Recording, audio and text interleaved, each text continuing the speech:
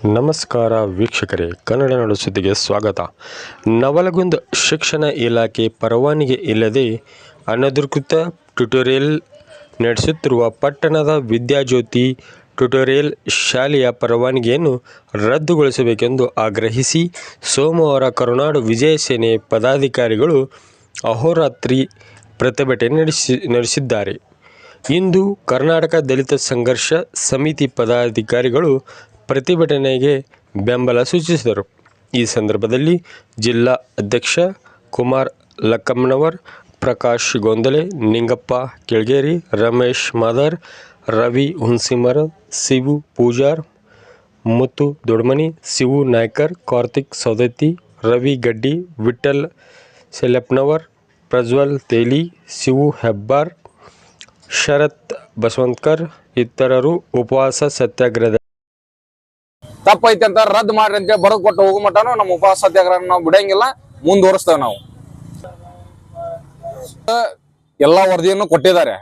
ಅವರು ಮೇಲ್ ಅಧಿಕಾರಿಗಳ DDP ಅವರು ನಮಗ್ ಸ್ಪಂದನೆ ಕರೆಕ್ಟ್ ಆಗಿ ಮಾಡ್ತಾ ಇಲ್ಲ. 7 ತಿಂಗಳ 8 ತಿಂಗಳ ಅಡ್ಡಾಡಿದ್ರು BO ಹೇಳೇನು ಹೋಗ ಮಾಡೇನಿ ಹೋಗ BO ಸರ್ ಹೇಳೇನಿ ಅಂತೇಳಿ ಹಾರ್ಕಿ ಉತ್ತರನ ಬರೀ ಹೇಳ್ತಿದ್ದಾರೆ. ಕರೆಕ್ಟ್ ಆಗಿ ರೆಸ್ಪಾನ್ಸ್ ಮಾಡೋಲ್ರ ನಮಗ.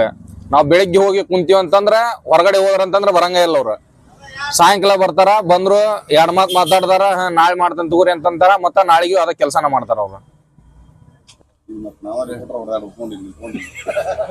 ಇಂದು ನಾವು ಕರ್ನಾಟಕ ದಲಿತ ಸಂಘರ್ಷ ವತಿಯಿಂದ ಏನಿದು ವಿಜಯ ಸೇನೆ ಸಂಘಟಿತ 3 ದಿನ ಸತತ ಕುಂತ ಏನು ವಿದ್ಯಾಜ್ಯೋತಿ ವಸತಿ ಕೋಚಿಂಗ್ ಸೆಂಟರ್ ಏನೈತಲ್ಲ, ಅವ್ರು 2022 ಹೋರಾಟ ಮಾಡ್ತಾ ಇದಾರಂತ. ಅದೇನು ಅಕ್ರಮವೋ ಸಕ್ರಮೋ ಅದ್ ಏನೈತಲ್ಲ, DDP ಅವರು, BO ಅವರು, ತಾಲೂಕ್ ತಹಶೀಲ್ದಾರ್ ಇದಕ್ಕೆ ಇರ್ತಾರ ಸಂಬಂಧಪಟ್ಟಂತವ್ರು. ಪಾಪ ಅವ್ರು 3 ದಿನ ಸಂಘಟಿತರು ಕುಂತು ಅದಕ್ಕೆ ನಾವು ಬಂದು ಬೆಂಬಲ ಕೊಟ್ಟಿದ್ದೀವಿ.